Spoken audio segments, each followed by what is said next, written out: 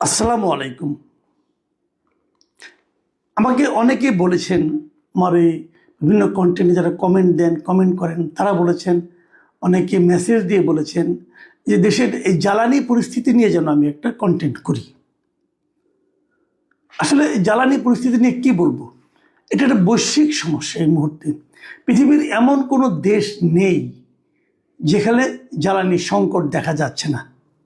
সেটা আমেরিকায়, খোদ আমেরিকায় যেমন আছে, এরকম পৃথিবীর প্রত্যেকটা উন্নত দেশে, ইউরোপের দেশগুলোতে, অস্ট্রেলিয়াতে, সব জায়গায়, কানাডাতে, সব জায়গায় কিন্তু এই মুহূর্তে জ্বালানি তেলের একটা ক্রাইসিস।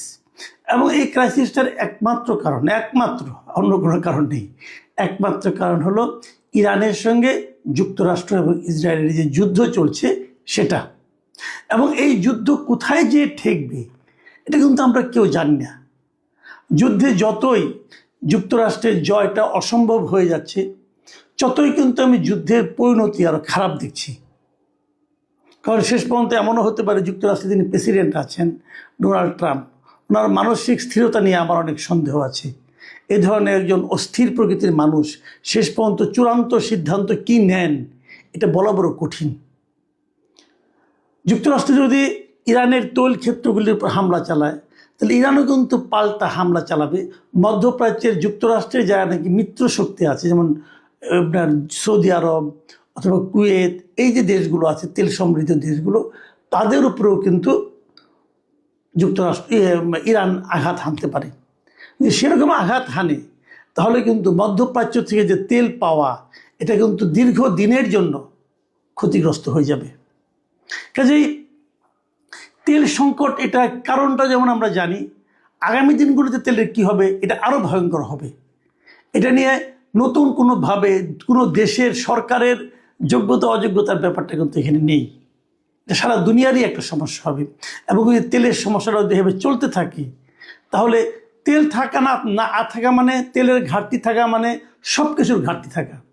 আপনি একটা কথা ভাবেন, তেল না থাকলে কি হবে? কেবল আপনার বাসার আপনার রান্নার সমস্যা হবে, অথবা আপনার গ্যাস না থাকলে আপনার সিলিন্ডার থাকবে না, তা কিন্তু নয়। গাড়ি চলবে না, বাস চলবে না, ট্রাক চলবে না, পরিবহন ব্যবস্থা ভেঙে পড়বে, ট্রেন চলবে না, আপনি যোগাযোগ করতে পারবেন না, মালামাল এক জায়গা থেকে এক জায়গায় আনতে পারবেন না। এই একটা ভয়ঙ্কর অবস্থা। কাজেই ওই সময়ের কথা কল্পনা করে লাভ নেই। ওই সময় কথা কল্পনা করলে আজকে থেকে আপনার ঘুম নষ্ট হয়ে যাবে। আপনি আজকে থেকে আর ঘুমাতে পারবেন না। আপনি ভাবতে পারেন আপনার বাসায় ফ্যান চলবে না, অমুক চলবে না, কীভাবে আপনি জীবনটা, আপনি তো অভ্যস্ত হয়ে গেছেন। তেল না থাকলে ইলেকট্রিসিটি পাবেন না আপনি, জ্বালানি না থাকলে। এলএনজি যদি না পান, তাহলে আমাদের ইলেকট্রিসিটি থাকবে না। কারণ আমাদের পাওয়ার যে এইগুলো আছে, আপনার যে সেক্টরগুলো আছে, সেগুলো কিন্তু এলএনজি নির্ভর। তাহলে কীভাবে হবে? সব একটা ভয়ঙ্কর পরিস্থিতি। কাজেই সেই পরিস্থিতিতে শেষ পর্যন্ত না যাক দুনিয়া, এই প্রত্যাশা করা ছাড়া, আল্লাহর কাছে এই প্রার্থনা করা ছাড়া আমার আপনার কিন্তু আর কিছু করার নেই। আসলে আমরা বর্তমান নিয়ে কথা বলি। বর্তমানের কী অবস্থা দেখুন। আমাদের দেশে তেলের কিন্তু একটা চাহিদা আছে। আমাদের দেশে প্রতি বছর 65 থেকে 68 লাখ টন জ্বালানি তেল আমদানি করা হয়। 65 থেকে 68 লাখ টন আমরা এটা ইম্পোর্ট করি, প্রধানত মধ্যপ্রাচ্য থেকে। এর মধ্যে ডিজেলটাই সবচেয়ে বেশি। ডিজেল এবং অপরিশোধিত তেল, যেটা অপরিশোধিত তেল আসে, ক্রুড অয়েল যেটাকে আমরা বলি, সেটাই আমাদের রিফাইনারিতে ওখানে রিফাইন করে ওখান থেকে আবার আলাদা আলাদা করে ভাগ করা হয়। কাজেই এই তেলের পরিমাণ খুব বেশি একটা না, আমাদের ক্রুড অয়েল খুব বেশি একটা আসে না। আমরা একদম পরিশোধিত তেলতে আনি। আমরা কেন ক্রুড অয়েল আনি না? দুটো কারণে আনি না। একটা কারণে আনি না, আমাদের রিফাইনারির ক্যাপাসিটি কম, আমরা অত বেশি রিফাইন করতে পারি না, 1 নম্বর কারণ। 2 নম্বর কারণ হলো, রিফাইনারিতে যদি আমরা পাঠাই, সেখানে ক্রুড অয়েল থেকে আমরা ডিজেল পাবো, পেট্রোল পাবো, অকটেন পাবো, মোবিল পাবো, অনেক কিছু পাবো। এর ক্যাটাগরি অনুযায়ী ভাগ হবে। কিন্তু আমাদের অকটেন এবং পেট্রোলের খুব একটা দরকার নেই।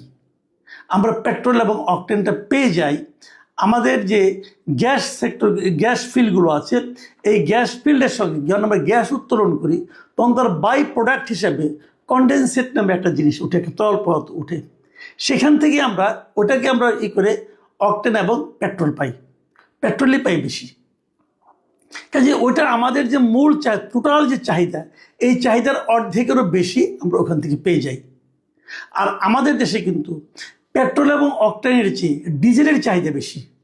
মাথায় রাখবেন, আমরা কিন্তু ভুল বুঝি। এই যে আমরা প্রতিদিন যে পাম্পগুলোর সামনে যে বিশাল লাইন দেখি, এটা কিন্তু ডিজেলের জন্য লাইন না, এটা মূলত ডিজেলের লাইন আছে, কিন্তু এটা মূলত লাইনটা হলো পেট্রোলের লাইন। এই যে প্রাইভেট কার বলেন, মোটর সাইকেল বলেন, এগুলো সব কিন্তু পেট্রোল অথবা অকটেনের লাইন।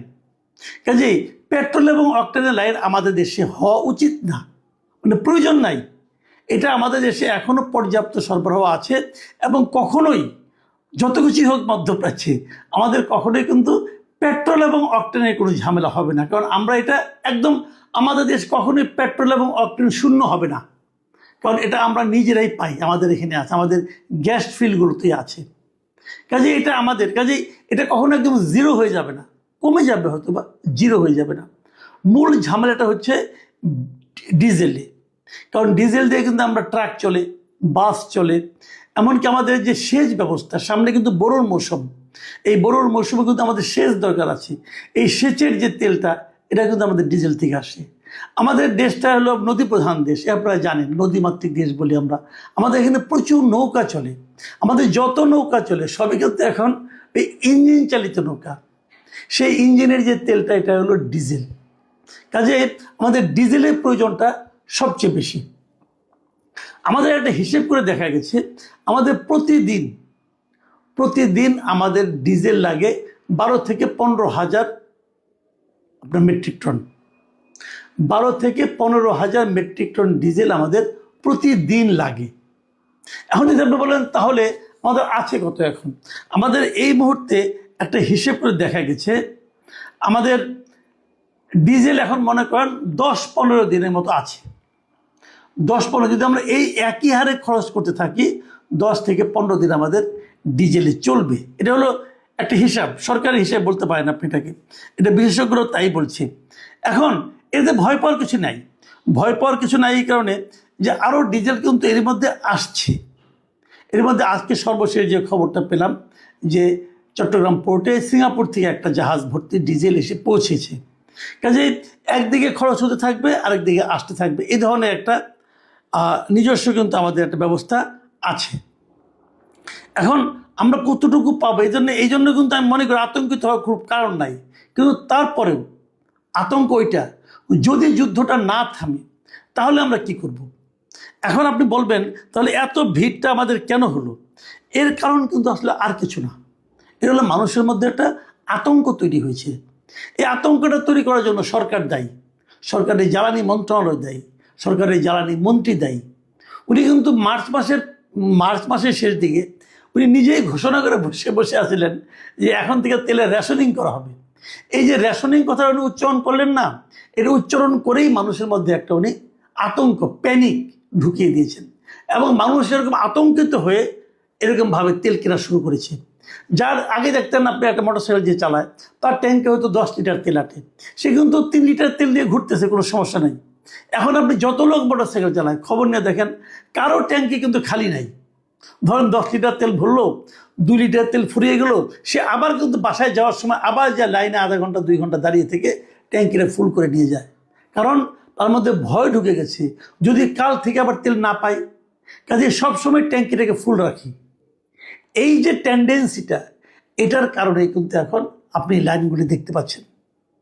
এই লাইনটা আসলে কৃত্রিম লাইন। এই লাইনে আরেকটা কারণ আছে, আরেকটা কারণ হলো যে যারা নাকি ব্যবসায়ী, এই ব্যবসায়ীরা যারা অসাধু ব্যবসায়ী, যখনই শুনছে তেলের ক্রাইসিস, তারা ভেবেছে যে তেলের ক্রাইসিসকে কেন্দ্র করে তারা তেলের একটা চোরা কারবারি করতে পারবে, বিদেশে মানে ইন্ডিয়াতে পাঠিয়ে দিতে পারবে, একটা চোরা কারবারির পথ আছে, অথবা মানুষের কাছে বাড়তি দামে বিক্রি করতে পারবে।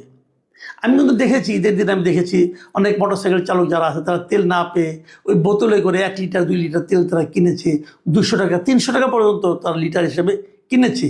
ওটা একটা সাময়িক ব্যবসা তারা করার চেষ্টা করেছে।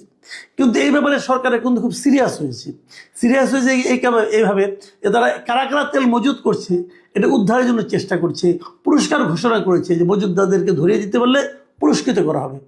এবং এই কারণে অলরেডি মজুতদার ধরা পড়ছে। এর মধ্যে দেখলাম ট্রাঙ্কের মধ্যে নাকি তেল ঢুকিয়ে রাখছিল। এখন ভাবতে পারেন কীভাবে মানুষ মজুত করেছে, মাটির নিচে গর্ত করে ড্রাম বানিয়ে এর মধ্যে বিভিন্নভাবে তেল রেখেছিল। এর মধ্যে জানা গেছে, যেটা আমি জানলাম কয়েকদিন আগে, প্রায় 2.25 লাখ লিটার তেল কিন্তু এভাবে উদ্ধার করা হয়েছে। আমি মনে করি যাদের কাছ থেকে উদ্ধার করা হয়েছে তাদের বিরুদ্ধে কঠোরতম শাস্তির ব্যবস্থা করা উচিত, করলে বাকিরা এর উপরে একটু কেয়ারফুল হবে। এবং এক্ষেত্রে সরকারের একটা ভূমিকা খুব আমার পছন্দ হয়েছে, যদিও সেটা সরকারের জন্য অনেকটা পেইনফুল ডিসিশন ছিল। সেটা হলো সরকার তেলের দাম বাড়াবে না বলে ঘোষণা করেছে।